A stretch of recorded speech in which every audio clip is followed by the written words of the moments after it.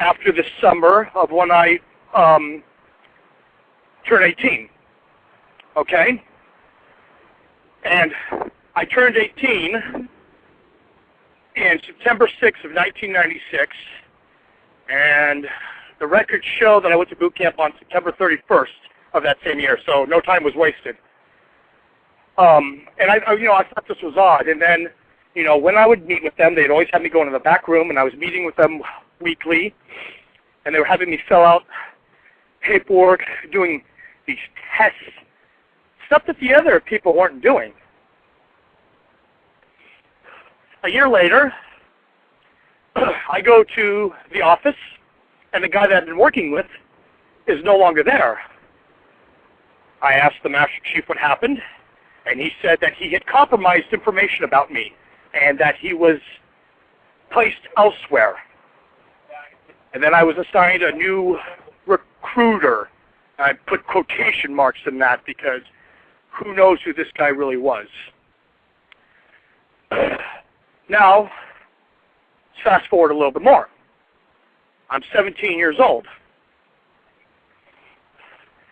I'm at high school, because yes, I did go to normal school. I get called into the principal's office. And he proceeds to tell me that in the past 2 years, I've had something like 150 some odd days of absences. So I'm thinking, oh, well, okay. Didn't really think anything of it. But here's the thing. The next day, all records of that on their computer system was wiped out. They couldn't do anything about it. So, again, another... What's that? I was just thinking, with 150 days absence, how come eventually at that point that they finally called you in, there was no meetings in between that time? Not that I recall. Not that I recall. Huh. It was just yet another strange incident in my, segmented memories of life. Wow. Definitely. Now, I joined the Coast Guard. I go through regular training. But then, on several occasions, I would be sent elsewhere to go do training. Now, on my orders, it would say that I was going to some kind of Coast Guard tech school. They call it C school. Okay, letter C school. That's just their denotation for it, or whatever.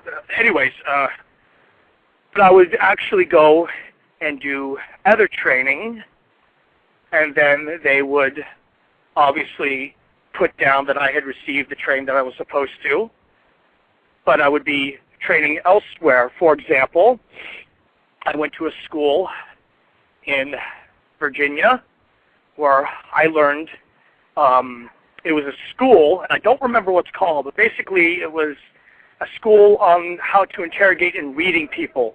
For example, reading body language, knowing the changes in the frequency of a person's voice, and being able to, in a way, to get information out of them just verbally by manipulating the conversation. I'm going to take a wild guess here that when you got into the Coast Guard, you were one hell of a poker player. I'm pretty good at poker, yeah. I mean, if you can read people. Yeah. There's a little funny story about that where I, not betting money, but where I had used that skill in a poker game where we were just playing with matchsticks, and I had all the matchsticks at the end of the game just from reading them. I don't really do that much anymore because I feel that's kind of taking advantage. I don't like taking advantage of people. So that shows your true nature of what you're doing and why you're out here sharing your information. I mean, that's a very important statement. I am definitely a much different person than I was. I was certainly no angel. I kind of refer to it as the monster that I once was, or as others have referred to me, my nickname was the Dark One. That's what people would call Seven, the most highly trained altar I have, the killer. Okay, Aaron, there's 4 minutes left of the show here. Already? Wow. People are going to want to hear the rest of this, and we got, more questions to ask. So, well, tell people to stay in the chat room. Tell people to stay in the chat room and they can ask questions. Yeah, that's exactly what I did. Is I relayed that to my wife, and she's messaging me through a separate chat, and she's the one that told me that your sister has definitely forgiven you for that situation. So go ahead and, I guess, talk about for the next 2 minutes. Maybe you can speak on that website that you're putting up, and then we'll follow up this story of you meeting with these guys on the other side. Okay. Real quick, after my people, this website is not about me. It's not going to be some AaronMcCollum.com thing because it's not about me. It's about you. It's about everyone. This website is basically going to start off, it's going to have several segments. It's going to have an area where audio and video files can be posted for various interviews. I actually wanted to talk to you, Jeremiah, about something with that, with getting your videos on there as well. It's also going to have an open forum where people can post articles, basically the information that I post on Facebook. This will kind of be replacing my news forum on Facebook that I do. Now, this forum is going to have certain moderators. I will not say who the moderators are because there's a reason for that, but I will just say that these moderators are people that I used to work with. And we're doing that for a specific reason. There's going to be another section of the website, too. I'll try to make this quick, where it's going to be like your story. That's what's going to be kind of titled. And anybody who suspects that they were, military abducted or they were part of Mark Ultra or anything can anonymously share their story because this website is going to eventually manifest itself into like a Mark Ultra kind of support network. There's also going to be a blog where several people are going to have access to this blog. They will all be anonymous, but these are people who were part of Mark Ultra who will be able to use this blog just to share their stories or what's currently happening in their lives. There's a lot more, but I can, Yeah, we can talk about more of that later. On the other side. Yeah, on the flip side, we'll get into that. We'll get into a lot more information. So stay tuned, everybody. I hope you enjoyed the first live hour, and don't forget to come back and download the second hour. Everything is free. That's how we do it here on Blog Talk Radio. I want to thank blogtalkradio.com for allowing us to do this. And don't forget to check out those YouTube clips and the new website that Aaron has coming up. So we'll get you on the other side. Thanks again for joining us, everybody. Hello, Aaron. Are you on the line? Yep.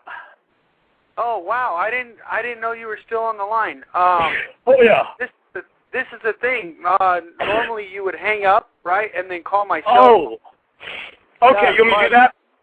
No. Right now it's saying waiting for host to call in, but I do think the show is still streaming live, so let's just go with it. I'm pretty sure it's streaming live. I had a backup today. I have my laptop and my desktop going so that I wouldn't have an issue like I might have had last week. So I think we're live. We're good. Well, I want to thank people you in for the chat sharing room. that website. Okay, yeah, no problem. Well, they're not going to be able to hear us because it's not live, right? So they're not going to be able to hear us. But got it. Let's just roll with it. Okay, let's roll. Now, this next hour, we really need to talk about where this all leads to, and I'm talking about Project Seagate. The information I'm going to be sharing with you is stuff I've never shared publicly, and a lot of it is pretty far out there. But again, this is why Axe wanted me to share her involvement as well. I don't know how long I was involved with it. I do know, for the most part, I was consistently involved with it for about 4 years.